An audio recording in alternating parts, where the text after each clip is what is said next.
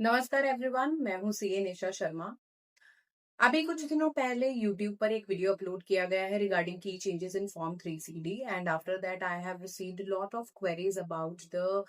Detailed video on reporting requirement of clause 22 in form 3CD, जो कि deal करता है एमएसएमईडी की रिपोर्टिंग के बारे में। उससे पहले हमें ये जानकारी होना जरूरी है that here we are talking about two acts simultaneously, MSMED act and income tax act 1961। Section 15 and section 16 of MSMED act हमें ये बताता है दैट अगर आपने ड्यूरिंग फाइनेंशियल ईयर 2024-25 किसी ऐसे सप्लायर से डील किया है जो एमएसएमई में रजिस्टर्ड है और उनकी payment with in stipulated period of time आप नहीं कर पाए, तो इनकम टैक्स एक्ट का सेक्शन 43BH आपको डिसअलाउंसेस की कैटेगरी में डाल देता है, यानी कि वो एक्सपेंस आपका डिसअलाउ कर दिया जाएगा while preparing tax audit report. लेकिन क्लॉज 22 जो है वो बात करता है डिसअलाउंसेस ऑफ इंटरेस्ट के बारे में, यानी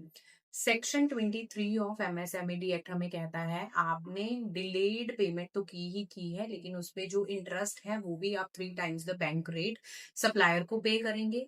और जो आप इंटरेस्ट पे कर रहे हैं सप्लायर को ऑन डिलेड पेमेंट उसको आप रूट कर रहे हैं अपने प्रॉफिट एंड लॉस अकाउंट से। सो बेसिकली अगर आपने इंटरेस्ट पे किया है to MSME supplier on delayed payment and that interest is charged and routed through profit and loss account, that would be disallowed। ये कहता है सेक्शन 23 ऑफ एमएसएमईडी एक्ट। लेकिन उसकी जो रिपोर्टिंग है वो आप करेंगे clause 22 of form 3CD,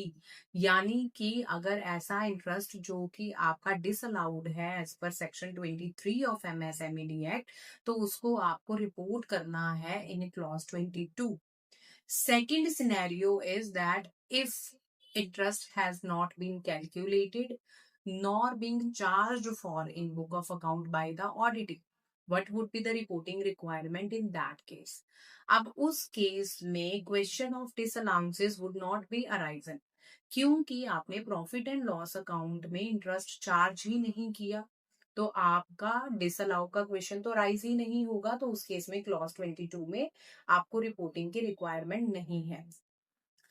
but my question is that merely mentioning nil amount in clause 22, will it be discharging the auditor from his responsibility?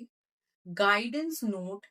by ICAI on auditing mentions that अगर auditee की primary responsibility है to provide you with all the informations regarding the MSME supplier and interest chargeable thereon. But if that facts or information has not been provided, आपको अपनी form 3CB को qualify करना है as an auditor, यानी कि आप उसमें ये फैक्ट मेंशन करेंगे that as per section 15, 16 or 23 of MSMED Act, interest was chargeable thereon but has not been provided for by the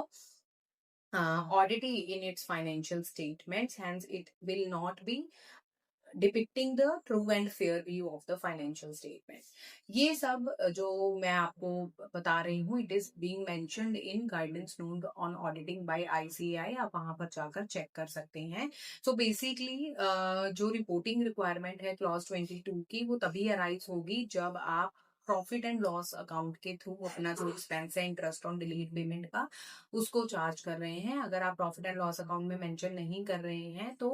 reporting under clause 22 would not be required, but the facts should be disclosed in notes to accounts as well and in form 3CB of tax audit report. अगर आपको ये video informative लगी है तो kindly subscribe the channel and like the video.